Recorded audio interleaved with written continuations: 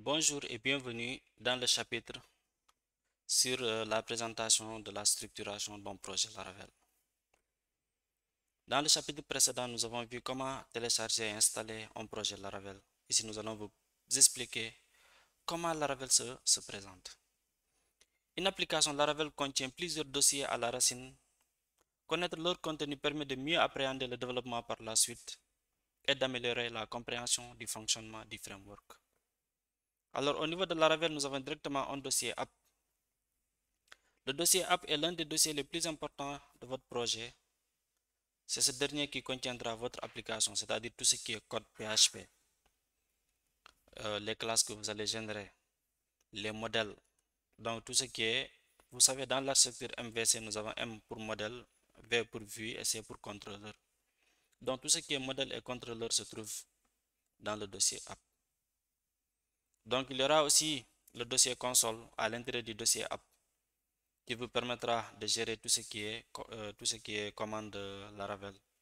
Il y aura un dossier exception où vous allez stocker tout ce qui est euh, extension d'exception. Il y aura un dossier HTTP qui va concerner la communication. C'est dans ce dossier d'ailleurs que se trouvera les contrôleurs, les middleware et même le kernel. Dans le modèle, vous allez avoir l'ensemble des modèles de votre application. C'est comme en programmation orientée objet. On peut avoir un modèle étudiant, un modèle professeur, un modèle cours, etc. Nous aurons également les providers. Nous allons également avoir les providers qui sont les fournisseurs.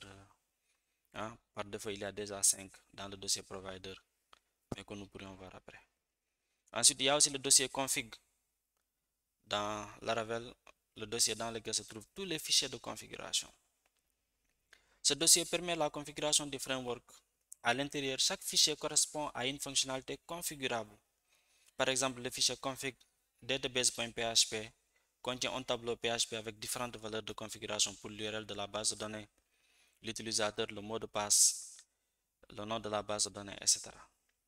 Toutes les configurations de l'application sont préconfigurées dans le répertoire config.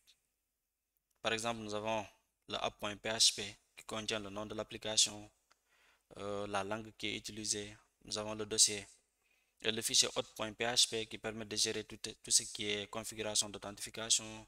Nous avons les configurations sur les caches, les bases de données, les espaces de nom, les emails, les systèmes de fichiers et même la durée des sessions. Tout ce qui concerne la configuration de Laravel se trouve dans le dossier config. C'est ce dossier-là que vous avez directement ici au niveau de l'accueil. Vous avez ici le dossier config.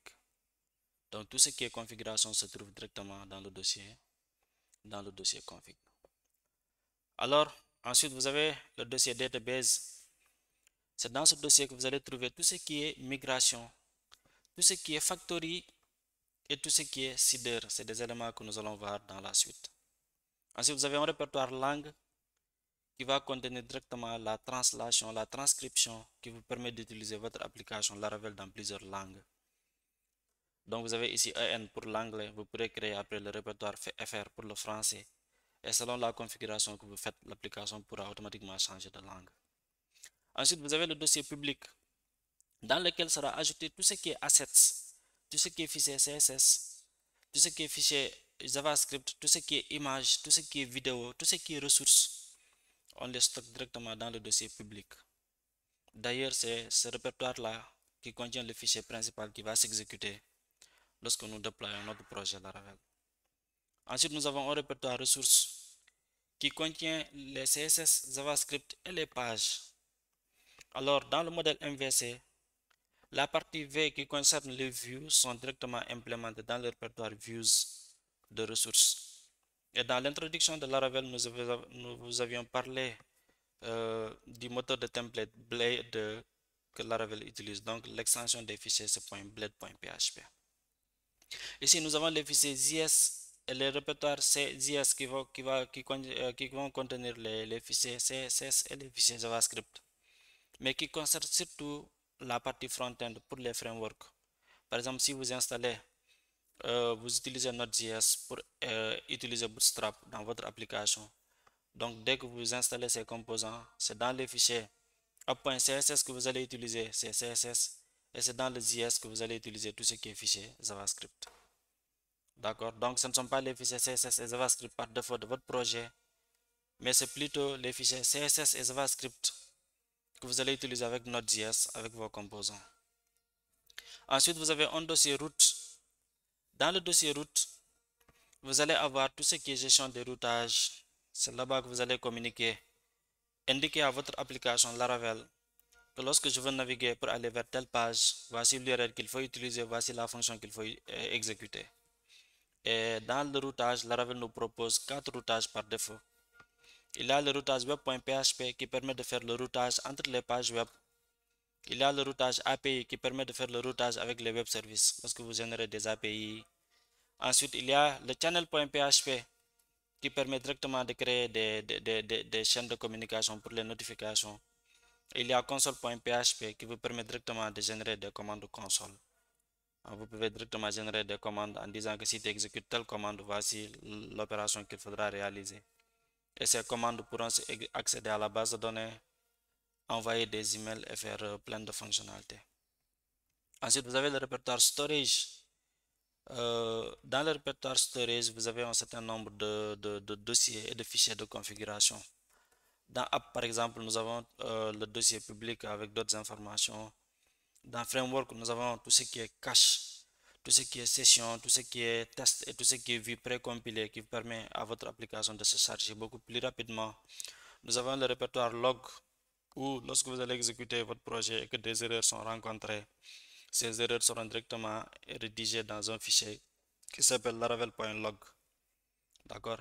Et dans le répertoire app public, si vous voulez, Laravel conseille lors de l'upload des fichiers, surtout pour les fichiers qui sont critiques, qui ne devraient pas être directement accessibles au public, de les stocker dans le répertoire storage app.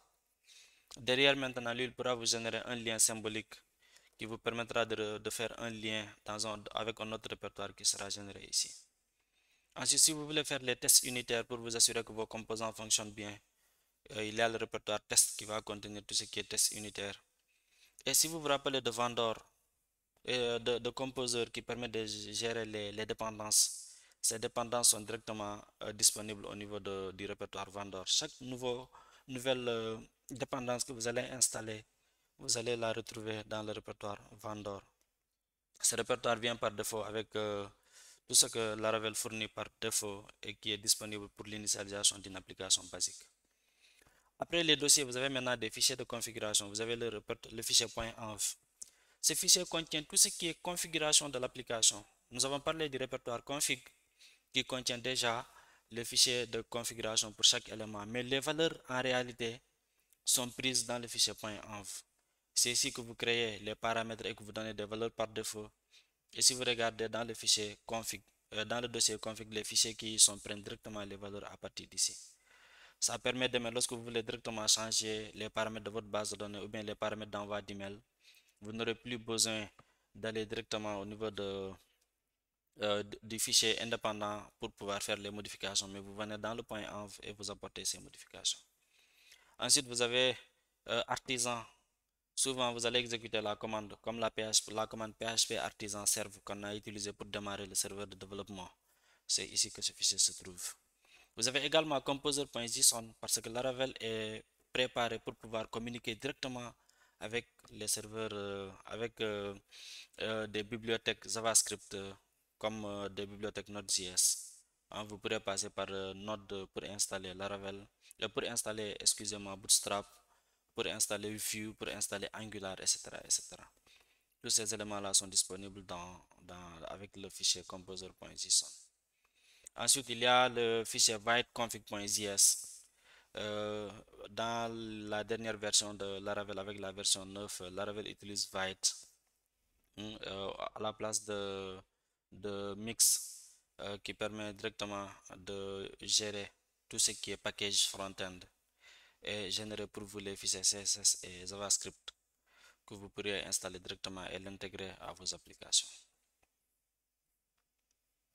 Donc après cela, nous venons de voir la structuration par défaut du projet Laravel, les différents fichiers et à quoi ces fichiers servent. Donc nous allons voir dans le prochain chapitre maintenant. Nous allons démarrer avec les choses sérieuses.